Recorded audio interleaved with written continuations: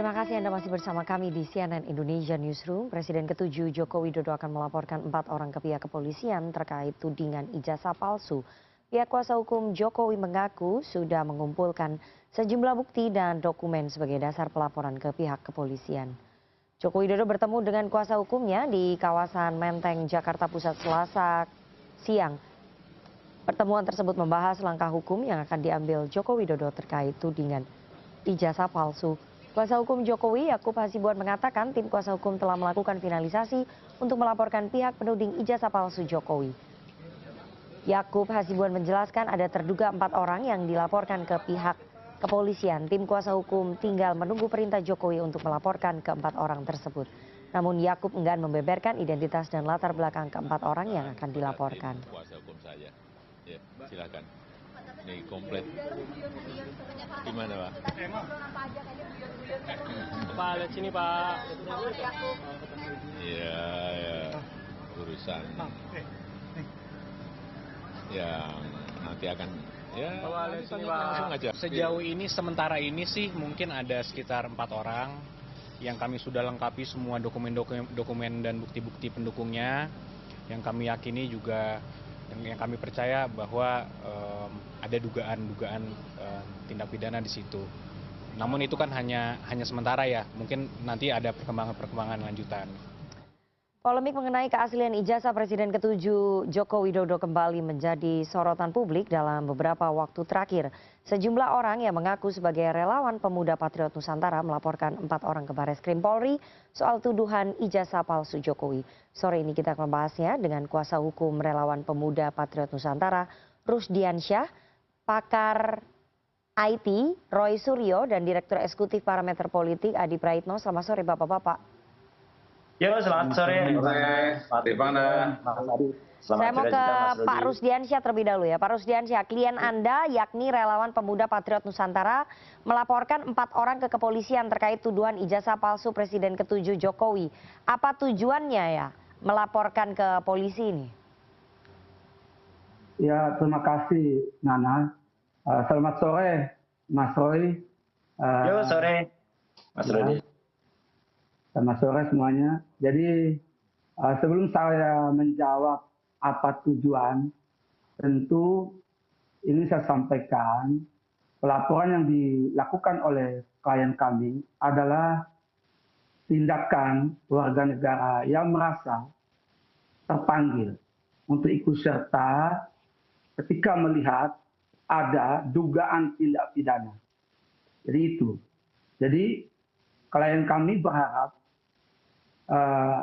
adanya yang dia lihat ada dugaan tindak pidana ini, ya dia tentu laporkan kepada pihak berwajib. Nah, itu. Jadi tujuan semata-mata agar kita sama-sama ya menghormati hukum agar tidak kita menciptakan keributan di sana sini. Ya misalnya mungkin teman-teman yang menyampaikan tentang ijazah dan sebagainya, ya tempuh jalur hukum. Jangan melakukan tindakan-tindakan yang dapat menghasut ya, yang dinilai oleh klien kami. Nah ini karena tindakan yang dilakukan oleh beberapa pihak ini sudah sampai kepada penghasutan dan sudah ada akibat hukum yang ditimbulkan. Makanya klien kami melaporkan teman-teman ini di kepolisian. Oke, Pak Rusdiansyah, jadi laporannya ini apa? Penyebaran berita bohong atau pencemaran nama baik atau penghasutan? Laporannya spesifik ke Polri ini apa? Ya, baik, terima kasih. Nah, tadi saya sampaikan, jadi yang klien kami laporkan terkait dengan dugaan tindak pidana penghasutan. Oke. Ya. Ini laporannya sudah diterima atau ditolak oleh Barreskrim Polri, Pak Rusdiansyah? Jadi seperti yang teman-teman dengar ya atau baca di beberapa media bahwa laporan klien kami secara resmi sudah diterima oleh pihak kepolisian. Nah sekarang pihak-pihak yang nanti merasa diri terlapor ya untuk sama-sama kita uji di sana apakah yang dilakukan itu memenuhi unsur atau tidak. Ya, di sana nanti kita uji. Nah, Oke, artinya sudah diterima ya oleh pihak Barreskrim ya, Pak Rusdi ya? Sudah. Sudah diterima. Oke, saya ke Pak Roy. Pak Roy, Anda dan ketiga Ya. orang lain dilaporkan ke kepolisian terkait tuduhan ijazah palsu Presiden ke-7 Jokowi. Responnya dulu. Yang pertama,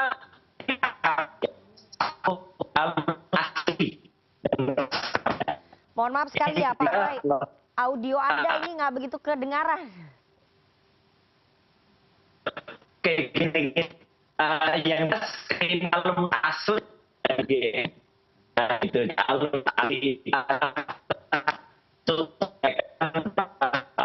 Mohon maaf Pak Roy, kami harus hentikan dulu ya. Ini audionya nggak begitu kedengaran. Mungkin bisa diperbaiki dulu ya. Saya ke Pak Rusdi lagi. Pak Rusdi, ini yang dilaporkan salah satunya berarti Pak Roy. Yang tiga lagi siapa ya?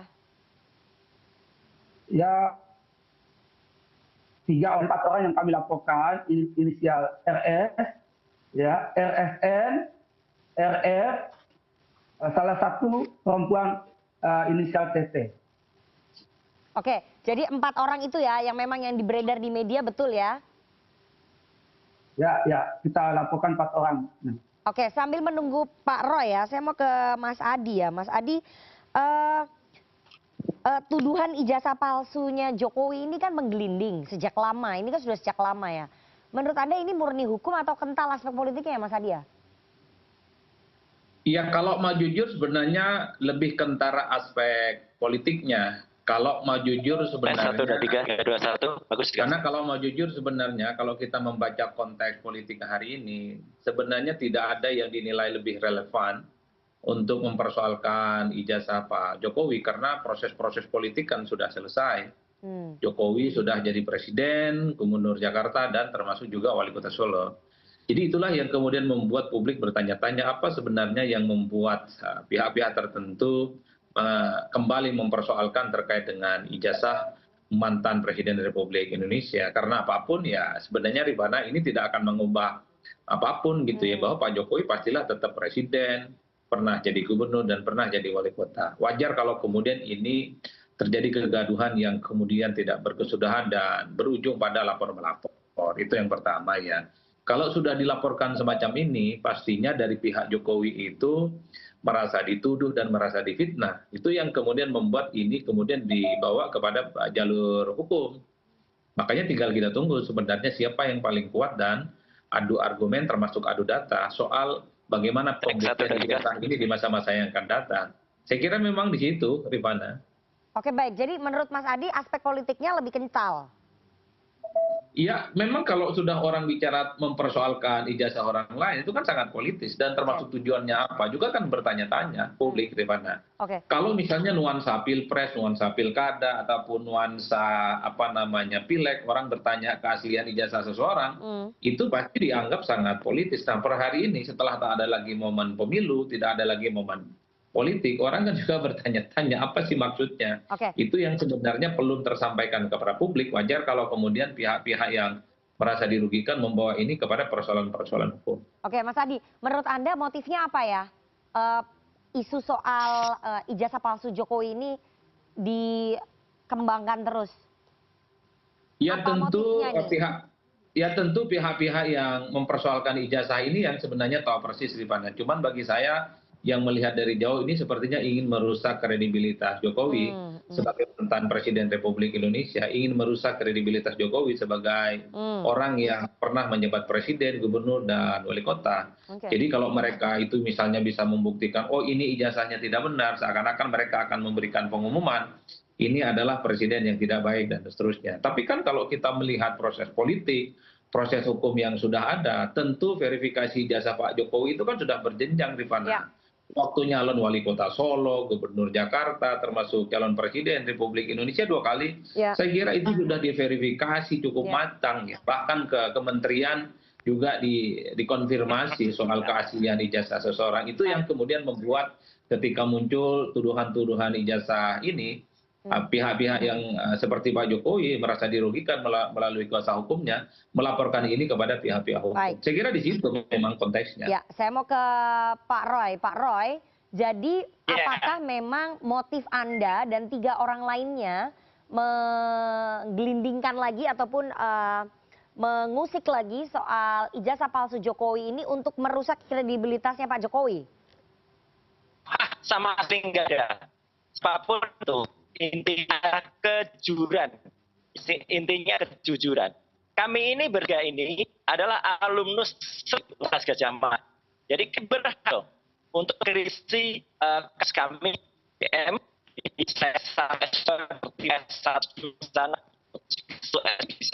kami tiga ini itu adalah untuk apapun ya, kalau ada orang yang kemudian terindikasi dan kami cek ternyata ada dia kan akhirnya sekali. Jadi kami penting primary evidence. Primary evidence saya sangat yakin, 100% saya yakin yang aku kuasa hukum itu pernah sih. Kalau lihat skripnya itu Mbak Rifana, itu betul abad loh. Dan satu lagi, ya ini kalau kejujurannya sudah clear. Tanyakan lagi ke Mas Yosdiansah, laporannya diterima atau ditolak di Barreskrim, ya? Jujur diterima. Gitu, ditolak laporannya. Oh, ditolak. Mana bukti nomor mana? Kalau itu diterima, kalau teman-teman yang di Barreskrim itu nggak ada. Kalau yang di Polres Metro Jakarta Pusat diterima, gitu loh. Jadi lokusnya saja nggak benar tadi gitu. Tadi mungkin pertanyaannya yang tapi kalau di Jakarta Metro Pusat, oke, kita ada Mas Yosdiansah, gitu, tidak Barreskrim. Oke. Gitu. Saya mau ke Mas Roy lagi, Pak Roy. Jadi motifnya apa? Kejujuran. Kenapa ini tidak dipersoalkan kemarin-kemarin pada saat Pak Jokowi jadi wali kota Solo, jadi gubernur Jakarta, jadi presiden 2 periode. Kenapa baru sekarang begitu Anda dan juga yang lainnya mempersoalkan soal ijazahnya Pak Jokowi? Itu kan aneh. Motifnya apa? Enggak aneh, Rifana. Namanya teknologi itu berat. Teknologi Ella, error analysis ya. Teknologi comparison recognition juga Mbak. Apa Mesir, bisa contoh aja nanti. Mesir, kasih wajah ini. Mas Roy, suaranya nggak begitu bagus nih. Oke, sorry. Ya, jadi ada motif lain, kejujuran. Nggak mau kenapa nggak dulu. Ya kan dulu itu tidak ada terputus semua. Sekarang terbuka. Kapan saya nggak masalah. Benar Mas Adi. Bahwa ini tidak mempengaruhi terus selaku kasih. Mati punya catatan gampang. Jadi kami pertanggapkannya secara ilmiah. Jadi mengatakan kalau ini bisa ijazah ahli. Buktikan dulu. Jangan pakai pasal misalnya menghasut gitu ya. Gitu. Nggak apa. 110 kita cek. Tapi kalau kesatria, kalau berani, ya Jokowi harus berani mengusut kuasa hukumnya untuk menggunakan pasal ancaman. Jadi dia langsung sendiri. Dia membuktikan sendiri. Kita tunggu kehadirannya nanti. Ya tapi kalau pakai tangan-tangan kayak gini, kayak pasal gitu, yang dipakai untuk itu nggak anu lah. Menurut saya nggak fair. Oke. Kita harus jeda terlebih dahulu sambil memperbaiki komunikasinya Pak Roy. Tapi jangan kemana-mana, tetap bersama kami di CNN Indonesia Newsroom.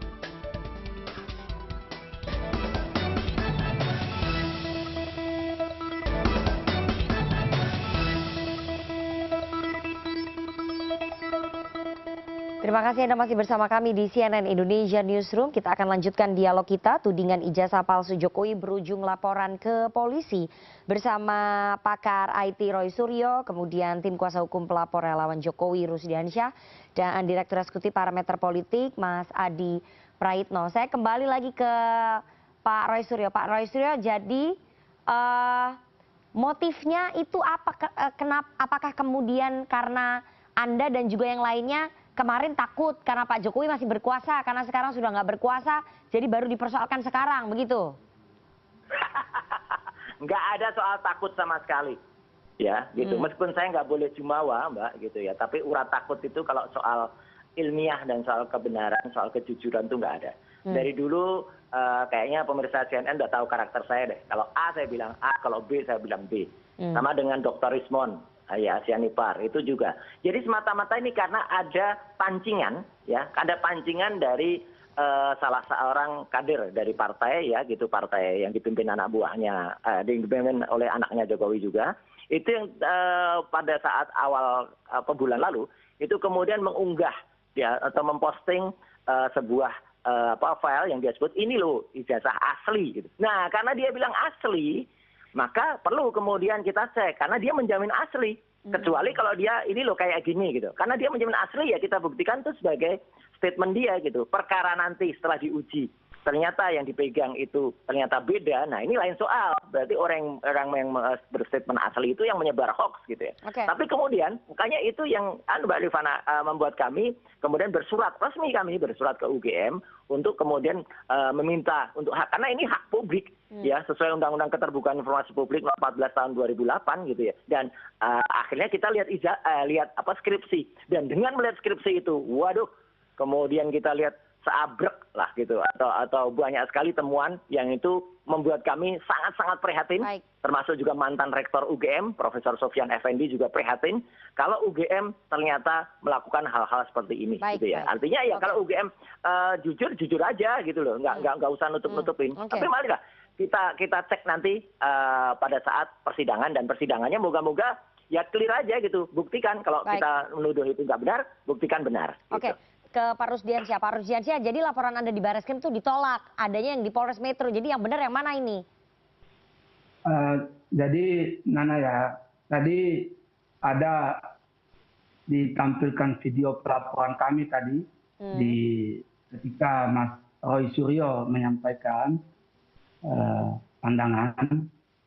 Nah, laporan kami ya, nomor laporannya LPB/4K/98/SPKT Polres Metro Jakarta Pusat. Polres Metro Nah. Jakarta, bukan Barreskrim. Ya, Jadi laporannya diterimanya saya di ingin, Polres Metro Jakarta Selatan ya? ya, jadi kami tidak pernah, Nana ya, tidak pernah kami melaporkan keempat orang ini dimanapun selain di Polres Jakarta Pusat. Oke, jadi laporannya diterima di Jadi kami Polres tidak pernah Jakarta Pusat melaporkan ya? orang-orang ini, ya. Oke. Ya, berarti laporannya ini sudah Ya, diterima di Polres Jakarta Pusat. Oke. Ya. Ya, Oke, sudah betul. diterima ya? Betul sekali. Oke. Ya, jadi ingin saya luruskan ya. Jadi di beberapa kesempatan juga teman-teman terlapor ini menyampaikan belum apa-apa ini sudah menyampaikan ini ada upaya kriminalisasi. Nah, seolah-olah ya, karena yang kami laporkan itu penghasutan, tentu ini bukan delik. Oke. Jadi siapapun negara yang melihat, yang mendengar, yang mengatakan tindak pidana wajib melaporkan. Baik. Nah, Pak Rusdi. soal nanti penyidik melakukan serangkaian penyelidikan silakan Oke. gitu. Oke, Pak Rusdi, saya mau Nah, tanya ini ya. kita perlu tekankan gitu. Jadi Pak Rusdi, ya. Pak Rusdi, apakah Pak Jokowi memerintahkan atau Halo. memberi restu laporan ini ke Polres Jakarta Pusat? Halo, gimana? Iya, Nah? Pak Rusdi, apakah Pak Jokowi? Halo, Nak. Iya, Pak Rusdi, Pak Jokowi Ya. tahu nggak Iya ya. laporan ini dan memberi restu? Ya seperti yang kami sampaikan tadi ya. Jadi klien kami melihat ada Pertanyaan saya, Pak dugaan Jokowi tahu tindak nggak? pidana Pak Rusdi, dalam Pak kasus Jokowi ini. tahu nggak? Ya, maka dilapor. Jadi tidak ada hubungannya, tidak tahu. Jadi Beliau Pak tidak Jokowi tahu nggak karena tahu dan kami Pak Jokowi tidak ada nggak memberi hubungannya. perintah atau memberi restu ya? Tidak. Tidak ada restu-restuan. Ini negara yang merestui. Oke, jadi Pak Jokowi juga nggak tahu ya? Nggak tahu. Oke, baik. Jadi kasus ini, dugaan penghasutan ini yang dilaporkan ini, ya perlu saya luruskan, ini kehendak undang-undang. Salahkan pembuat undang-undang. Mengapa itu minta kepada setiap warga negara kalau melihat ada dugaan tindak pidana melaporkan. Jadi nggak ada hubungannya. Oke, jadi Pak Jokowi Jadi nggak tahu. teman-teman ini, ya. Oke, saya mau ke Pak Roy lagi. Pak Roy, sebentar Pak Rusdi. Ya. Pak Roy, jadi Ya, Mbak Nana. bagaimana kemudian Anda dan 3 orang lainnya merespon pelaporan ini di Polres Jakarta Pusat, dan katanya Pak Jokowi nggak tahu, Ya. nggak memberi Ya, restu lucu. juga soal laporan ini. Makin lucu aja. Jadi ini makin lucu aja kalau menurut saya, gitu ya. Silahkan kalau tadi berkata ya Mas Rusdiansyah dan kawan-kawan itu berkata ini amanah undang-undang. Baca deh, gitu ya, undang-undang atau KUHP tepatnya ya, Kitab Undang-Undang Hukum Pidana yang lama, yang bentar lagi habis itu ya. Gitu. Jadi 2026 kita nggak pakai itu lagi, dan pasal penghasutan 160 itu sudah dihapus nantinya. Ya sekarang masih ada, tapi itu sudah tidak layak lagi. Coba deh baca di pasal 160. Saya bukan orang hukum Mbak Rifana, tapi kita harus tahu lah, warga negara juga harus tahu lah pakai pasal mana. Itu adalah misalnya kalau kita menghasut untuk misalnya tidak mempercayai kepada negara, kepada penguasa, ya. Tidak ada negara penguasa kemudian yang kita hasut gitu ya, atau masyarakat yang kita hasut untuk menolak. Enggak ada. Ini murni sains, ini pure science, murni ilmu pengetahuan dan murni kecintaan kami terhadap Universitas Gadjah Mada, tempat kami berada. Jadi artinya lah, kita tidak mempedulikan orang-orang di luar UGM, apalagi yang mengaku-ngaku lulusan UGM, ya, itu kemudian ikut ya, silakan, ini negara demokrasi. Tapi kami ingin melindungi kampus kami, dan dari sini udah kelihatan ya, dari satu yang tadi cerita Bareskrim, levelnya beda Mbak Rifana. Kalau itu di Bareskrim, kalau itu di Polda, gitu. Apalagi ini turun hanya setingkat Polres gitu loh. Jadi artinya ya silahkan saja gitu. Lokus delikti juga nanti perlu dilihat kalau itu di Jakarta Pusat gitu. Lokasi yang ada di mana, menghasut itu bukan menghasut secara elektronik ya, gitu. Ini dibuat pada saat tahun-tahun dulu, tahun belum ada elektronik gitu loh. Jadi artinya kalau dikatakan di UGM, Universitas Gadjah Mada itu lokasinya di Kabupaten Sleman, di daerah istimewa Yogyakarta. Jadi dilaporkan di Polres Jakarta Pusat, ya lucu saja gitu. Jadi nanti kalau diterima dan kemudian diproses, publik akan tertawa. Oke, Pak Roy, langkah hukum apa dari Anda dan 3 orang lainnya menghadapi laporan ini? Enggak, kita nggak ngapa-ngapa, kita santai. Saya hari ini juga masih melakukan touring, rally aja seperti biasa gitu ya. Kemudian Bang Rismon juga kayak aja sedang muter-muter sama keluarga. Jadi kita tidak mempersiapkan langkah hukum apapun ya sebelum mendengar nanti atau panggilan atau ada perkembangan. Tapi kalau sampai dengan hari ini informasi saja, ada lebih dari 500 ya lawyer, profesor, guru besar ya, masyarakat gitu yang memberikan dukungan, yang itu diedarkan oleh Pak Ahmad Kofinuddin. Ya itu juga saya juga bilang, saya juga nggak tahu, itu terserah Anda gitu ya, itu terserah mereka gitu mengedarkan itu. Tapi sekali lagi kami tidak perlu mengedar-edarkan sumbangan apalagi gitu ya untuk dukungan ini, tapi kami hanya cukup mohon doa saja Mbak Rifana dan dukungan media gitu ya, kita kawal kasus ini. Oke, gitu.